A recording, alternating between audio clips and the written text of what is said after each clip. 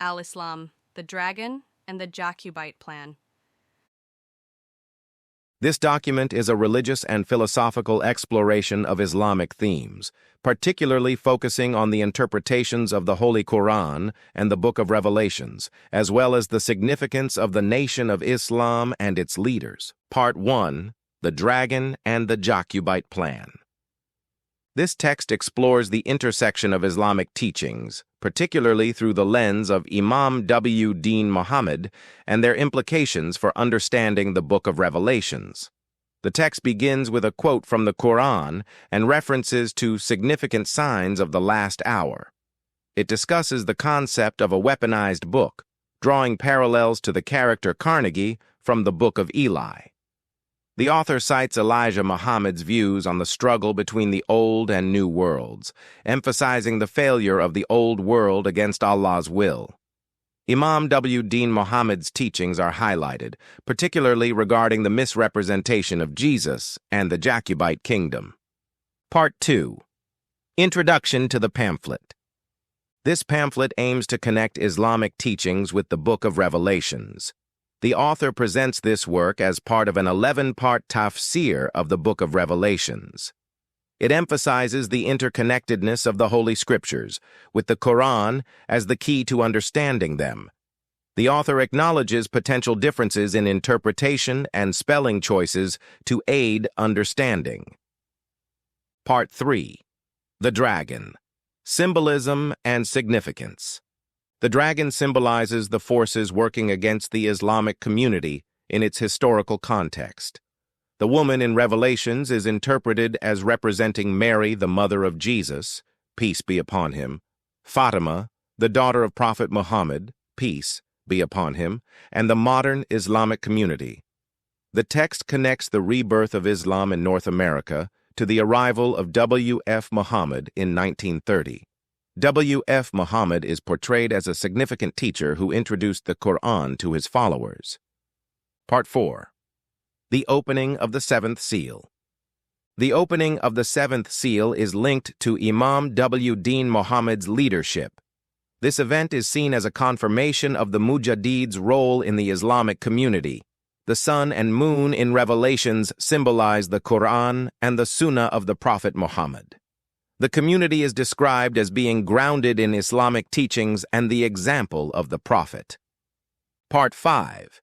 The Significance of the number 12. The number 12 is significant in both Islamic and biblical contexts. The 12 stars in Revelations are associated with the 12 Imams of Ahlul Bayt and the tribes of Israel. The text argues against the literal interpretation of the Imams having immortal bodies. Imam W. Deen Muhammad discusses the number 12 as representing the whole world and the establishment of a new order. Part 6. The Splintering of the Islamic Community. The division within the Islamic community is traced back to historical events. The death of Imam Ali, mercy of Allah be upon him, in 661 marked the beginning of the split between Sunni and Shia. Imam Hassan's leadership and subsequent martyrdom are highlighted as pivotal moments in this division. The text connects the historical context to the modern-day implications for the Islamic community. Part 7. Conclusion and Reflection. The text concludes with a call for unity within the Islamic community.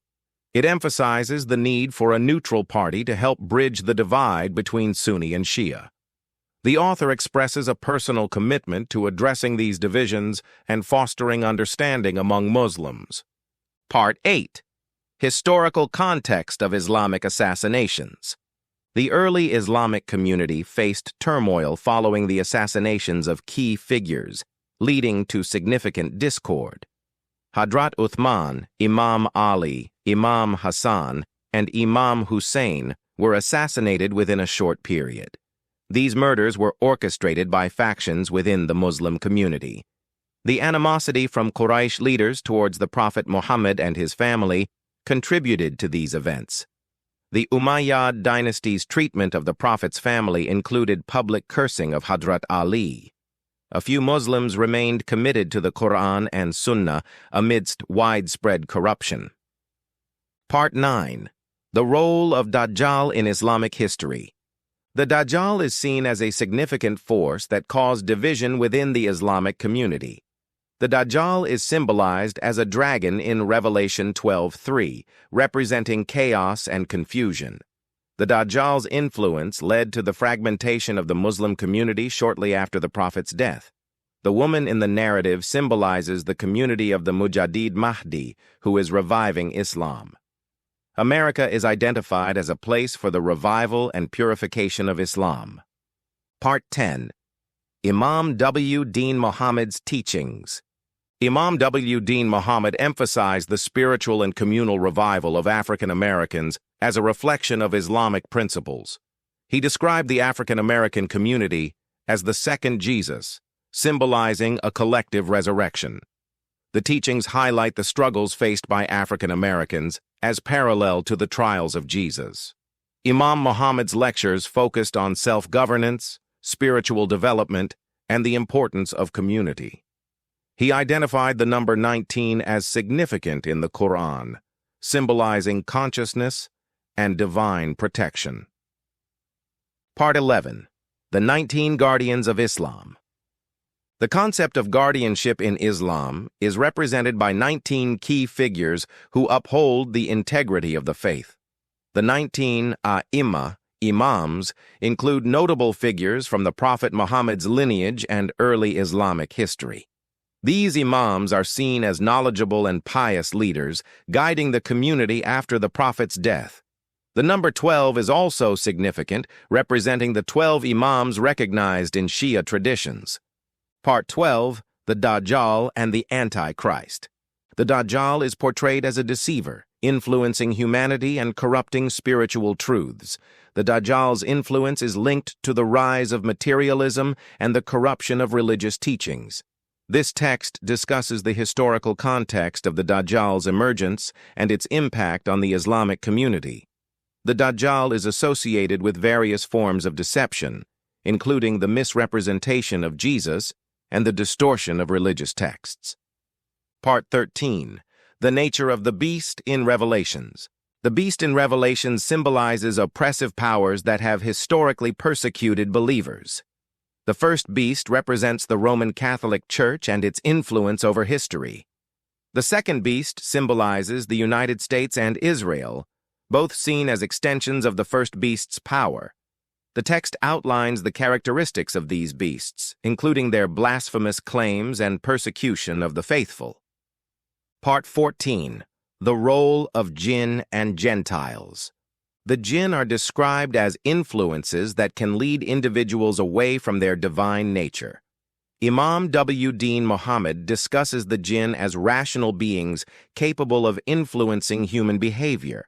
The text suggests that Gentiles, particularly Europeans, represent a state of moral and spiritual underdevelopment. The jinn's influence is linked to societal issues faced by African Americans under Gentile rule. Part 15. The concept of artificial humanism. Artificial humanism is critiqued as a deceptive ideology that promotes materialism over spiritual truth. The text discusses the historical manipulation of religious teachings to support white supremacy. It highlights the dangers of adopting customs that detract from true spiritual understanding. The critique extends to the commercialization of religious practices and the distortion of divine messages. Part 16. America as the Second Beast. This text argues that the United States fulfills the prophetic role of the second beast in the book of Revelation. The second beast arises in an unpopulated area around 1776, coinciding with the U.S. Declaration of Independence. It is characterized by democratic governance, lacking kingly authority, and promoting freedom of choice. The absence of crowns on its horns signifies a government by the people, contrasting with the first beast, which has crowns indicating monarchy. The U.S. has grown to exert global influence, aligning with the prophecy of causing the earth to worship the first beast. Part 17. The nature of the second beast.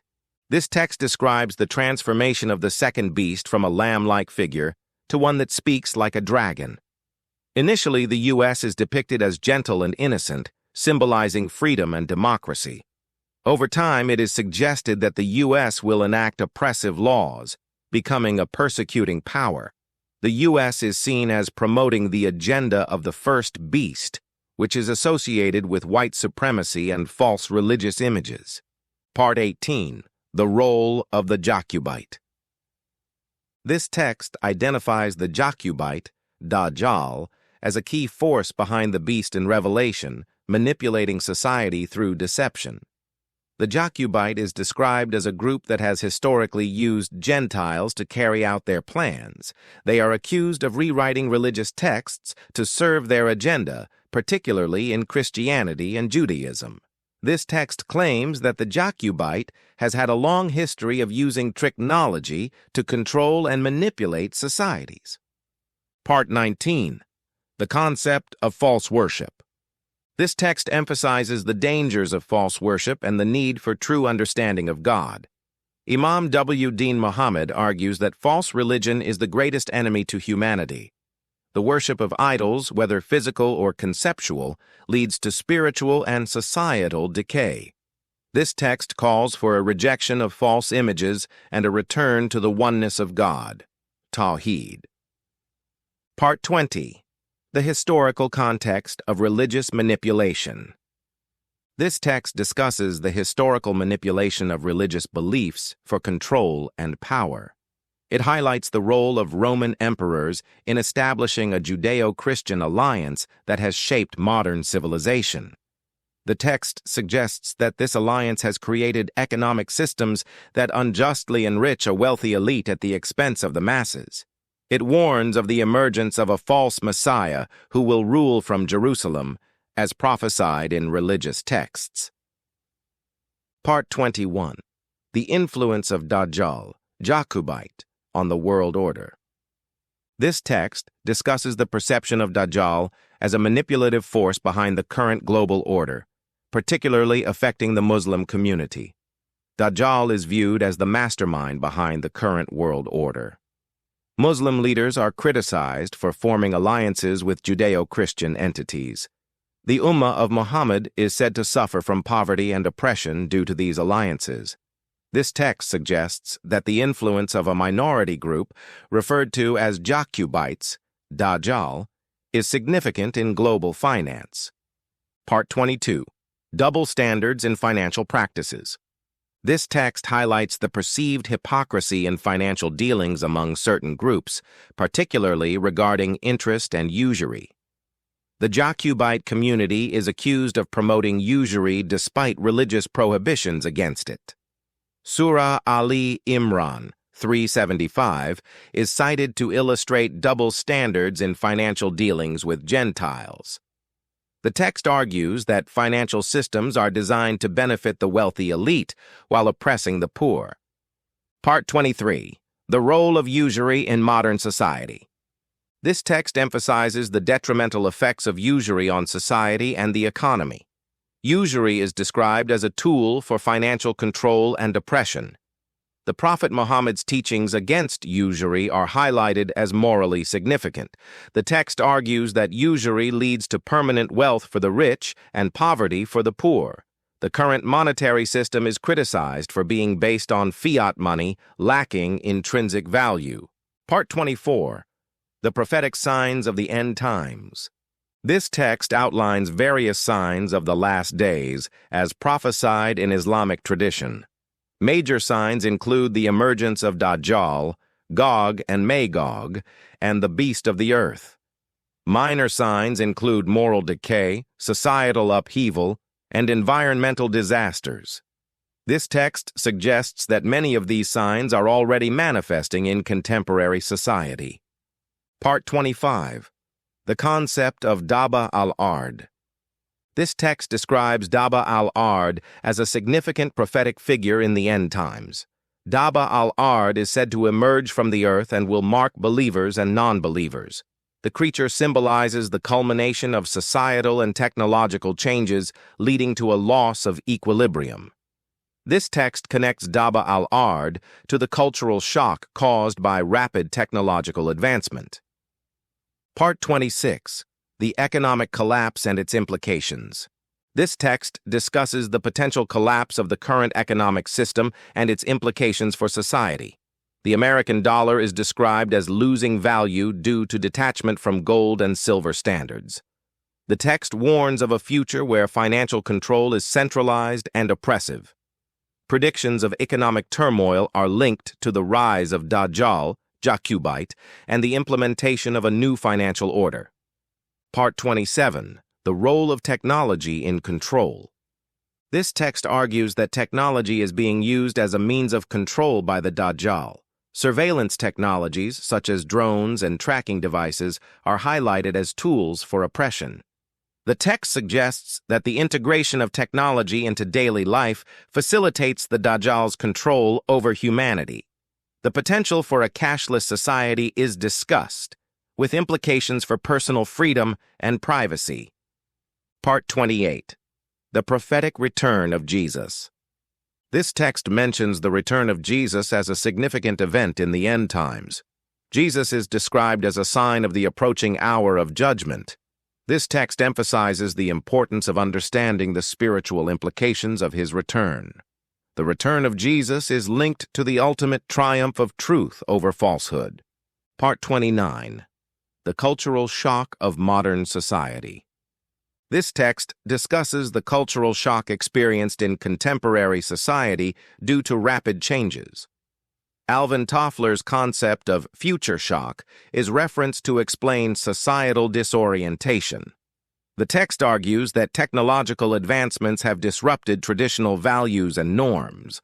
The resulting chaos is seen as a precursor to the fulfillment of prophetic signs. Part 30. The nature of deception and awareness.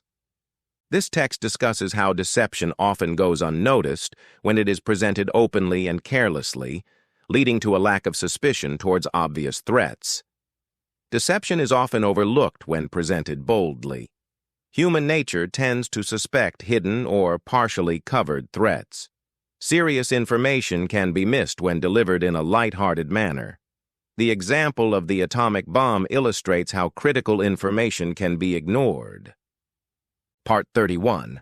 Biblical prophecies regarding Israel. This text outlines biblical prophecies that indicate Gentile leaders will ultimately pay homage to Israel and submit to its authority. The Bible states that Gentiles will bring treasures to Israel. Prophecies suggest Israel will inherit the Gentiles. This reflects a future where Israel holds significant power and influence. Part 32. Understanding stars in society. This text explains the term stars as referring to individuals who excel in their fields, particularly scientists, and discusses the potential for widespread deception. Stars symbolize individuals of exceptional talent or knowledge. The dragon may lead a significant portion of the deceived population. Deception can persist even after the deceiver is revealed. Part 33. Harmful influences and racial dynamics. This text addresses the negative impact of racial imagery in religion and its effects on both Caucasian and Bilalian communities. Pagan influences were introduced to Gentiles for political dominance. The image of a white Jesus perpetuates white supremacy. This imagery affects the self-perception of both Caucasian and Bilalian peoples. Removing racial images from worship is proposed as a solution. Part 34. The Eighth Day and Spiritual Renewal. This text discusses the significance of the eighth day as a symbol of spiritual renewal and the beginning of a new world order. The eighth day represents a new spiritual beginning. Jesus' circumcision on the eighth day symbolizes this renewal. The discussion emphasizes the collective human experience rather than individual perfection. Part 35. Signs of the Last Days. This text outlines both minor and major signs of the last days as prophesied by Prophet Muhammad, indicating a time of moral and societal decline. Minor signs include societal changes like the normalization of fornication and the rise of materialism. Major signs include the emergence of Dajjal, Gog, and Magog, and the return of Jesus. The signs reflect a world increasingly disconnected from spiritual values. Part 36. The role of Dajjal and materialism. This text describes Dajjal as a representation of materialism and the societal worship of invisible forces. Dajjal symbolizes the worship of materialism and its influences. The text warns against the dangers of prioritizing material wealth over spiritual values. The mentality of demanding visible proof of God persists in modern society. Part 37. Environmental pollution as Dukhan. The text interprets Dukhan, smoke, as a metaphor for environmental pollution and its consequences on the planet. Dukhan symbolizes the environmental crisis caused by industrialization. Pollution is linked to global warming and natural disasters. The text suggests that the signs of Dukhan have already manifested in the world. Part 38. The Beast of the Earth and Cultural Shock. The text discusses the beast of the earth as a representation of cultural shock due to rapid technological advancement. The beast symbolizes the disorientation caused by modern technology. Technology has disrupted societal equilibrium and traditional values as stated earlier. This text emphasizes the need for balance in the face of technological change. Part 39. The Return of Jesus and Community. The text presents the idea that the return of Jesus symbolizes a collective awakening of a community rather than an individual. The second coming of Jesus represents a community rising from oppression. This community embodies the light of the world through divine power. The focus is on collective identity and spiritual revival. Part 40. Bibliography and author information. This text concludes with a bibliography and information about the author, highlighting their background and contributions to Islamic thought. The bibliography includes various sources related to Islamic teachings and prophecies. The author, Hassan al-Shabazz, has extensive experience in Islamic leadership and education. The author emphasizes the importance of understanding and disseminating Islamic knowledge.